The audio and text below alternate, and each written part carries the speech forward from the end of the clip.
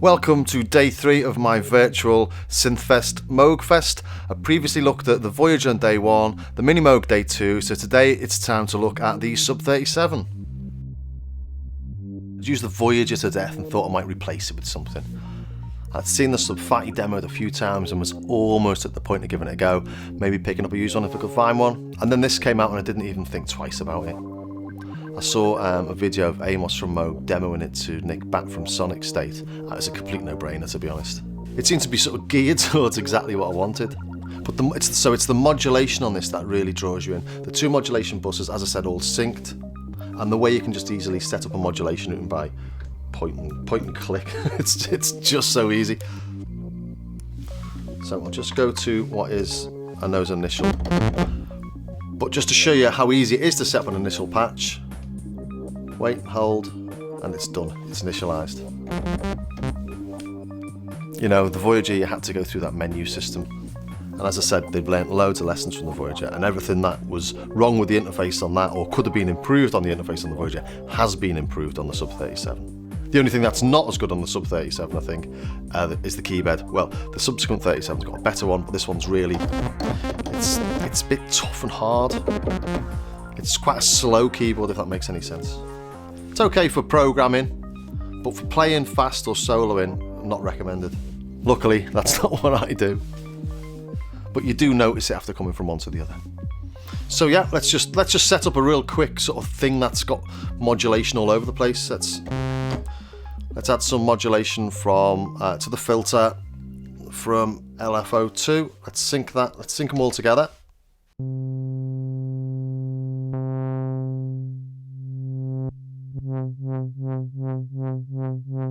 Do the same on modulation route 1. Adjust the filter with this one. Go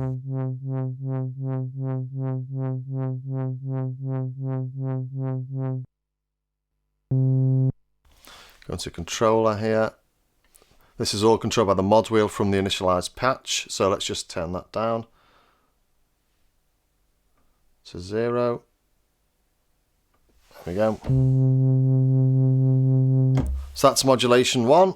And then modulation 2 is this. Put them together.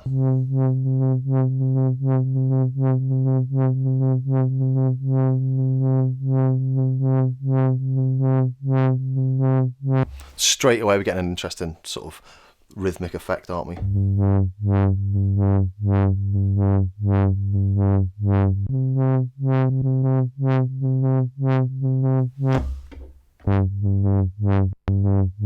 Add a little bit of envelope.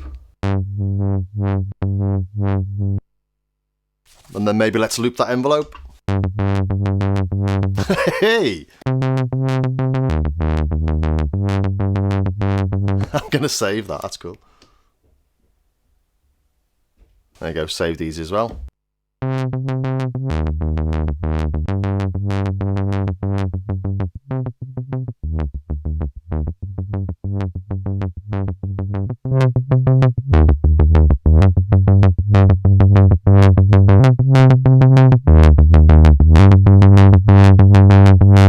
Starting the second oscillator, let's turn that off for a second, just turn it off there.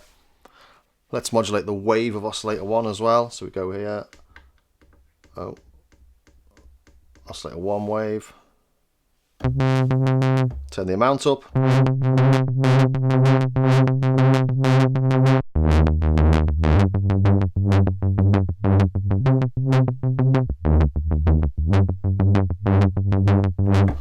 See, every time I do something like that, something happens that's really interesting.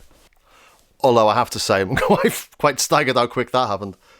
So let's use the H9 again and stick it through a chorus, see what that sounds like.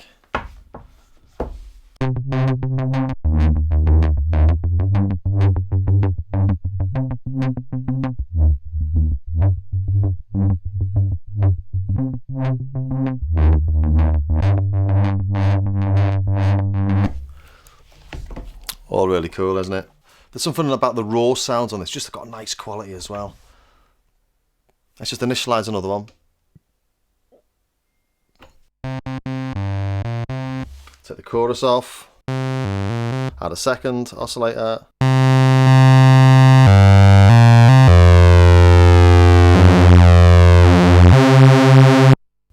just show the beat frequency as well, that's great.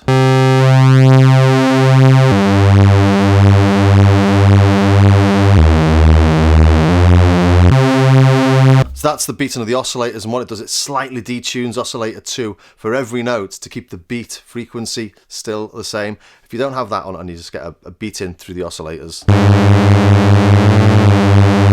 When you change pitch, obviously the beating changes because the ratios they're the same between oscillator 1 and oscillator 2, but because the note's changing, the actual frequency of that beating changes.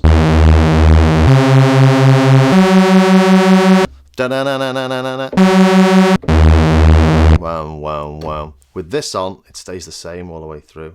Very clever.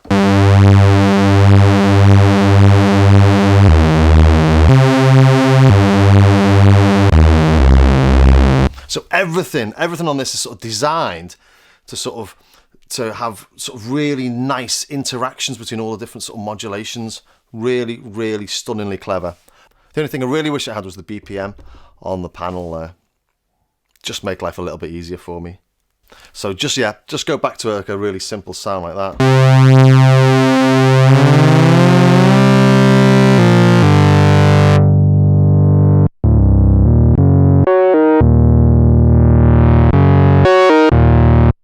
Don't know if you've heard of Stefan Bodzin, but he does a track, I think it's called Singularity, and that's pretty much it, but just tweaking with the filter, putting a bit of portamento on, really nice. And he has a different amount of glide on, or has glide on one oscillator and not on the other, stuff like that. A little bit longer.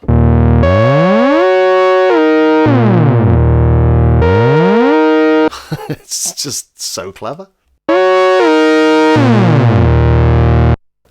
Let's chuck the H9 on again.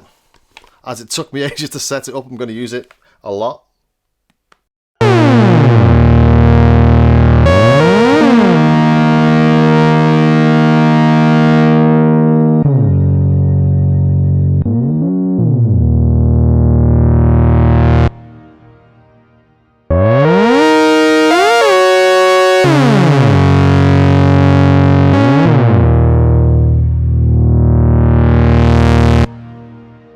Dirty little thing, isn't it? It's got a duophonic mode as well.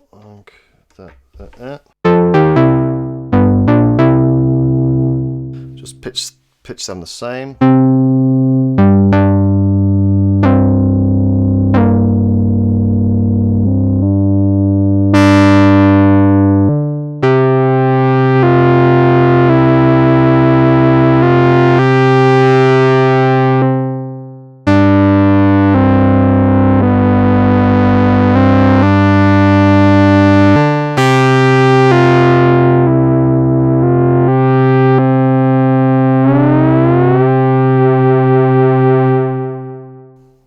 And the envelopes are ridiculously flexible.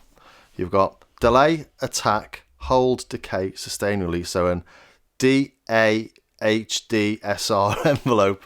You can multi-trigger. And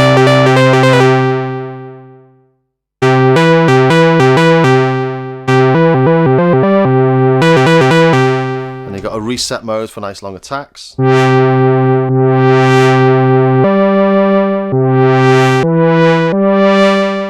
Take that off.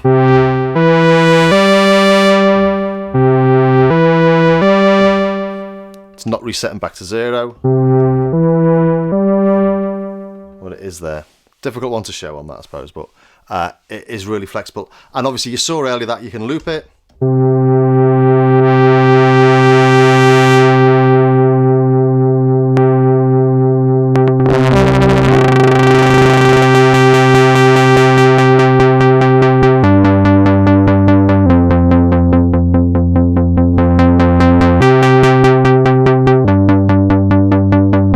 Not an LFO, it's the envelope, well, acting as an LFO.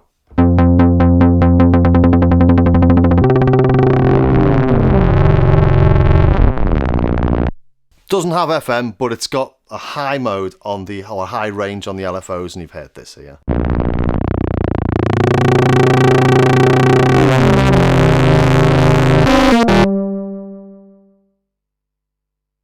It's not quite FM, but it's near enough. I say near enough, you know, it's... And you can see, that's interesting. Every time you tweak it, you get something else.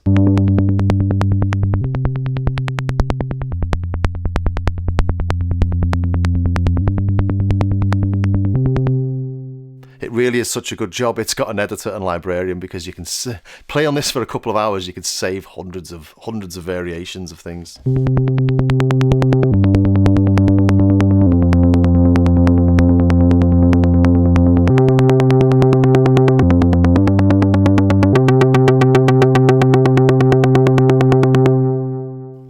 I'll stop messing around with it now because I'm probably annoying you, but how could you not like that?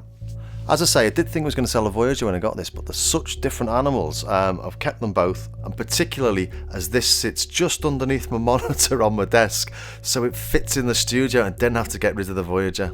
That's my excuse anyway. It's amazing, isn't it, how our brains can manipulate us into thinking we're making rational decisions. And notice how I'm blaming my brain for making the decision. It's not my fault, my brain made me do it.